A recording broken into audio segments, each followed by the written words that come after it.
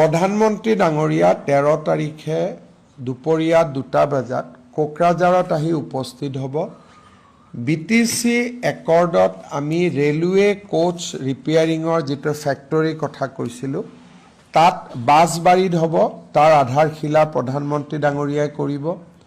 ৰাজ্য চৰকাৰৰ অসমমালা প্ৰজেক্ট প্ৰধানমন্ত্ৰী ডাঙৰীয়াই আৰম্ভ কৰিব আৰু বিটিসিৰ বাবে গুৰুত্বপূৰ্ণ 6খন ডাঙৰ দলঙৰ আধাৰশিলা প্ৰধানমন্ত্ৰী ডাঙৰীয়াই কৰিব আৰু 3খন নতুন ৰেল সেৱা প্ৰধানমন্ত্ৰী ডাঙৰীয়াই সিদিনাখন আৰম্ভ কৰিব।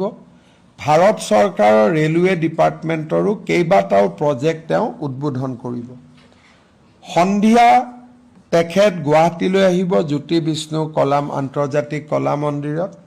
চাহ বাগিচাৰ শ্ৰমিকসকললৈ যি আমি পট্টা দিয়াৰ কাৰ্যসূচী হাতত লৈছিলোঁ তাৰ প্ৰথমখন পট্টা প্ৰধানমন্ত্ৰী ডাঙৰীয়াৰ হাতেৰে কৰকমলেৰে অৰ্পণ কৰা হ'ব। ৰাজ্য চৰকাৰে নিৰ্মাণ কৰি উলিওৱা 150 মেগাৱাটৰ কপিলী হাইড্ৰ পাৱাৰ প্ৰজেক্টটো প্ৰধানমন্ত্ৰী ডাঙৰীয়াই ৰাইজৰ বাবে উৎসৰ্গা কৰিব। 14 তাৰিখে দিনৰ 10:30 বজাত তেখেত শিলচৰলৈ যাব। 22,000 কোটি টকাৰে নিৰ্মাণ কৰিব বিচৰা শিলচৰ গুৱাহাটী এক্সপ্ৰেছ হাইৱে প্ৰজেক্টৰ তেখেতে শুভ আৰম্ভণি কৰিব। 15 তাৰিখে গৃহমন্ত্ৰী অমিত শ্বাহ ডাঙৰীয়া অসমলৈ আহিব। ৰাতিপুৱা 10 বজাত তেখেতে প্ৰাগজ্যোতিষপুৰ মেডিকেল কলেজৰ শুভ উদ্বোধন কৰিব।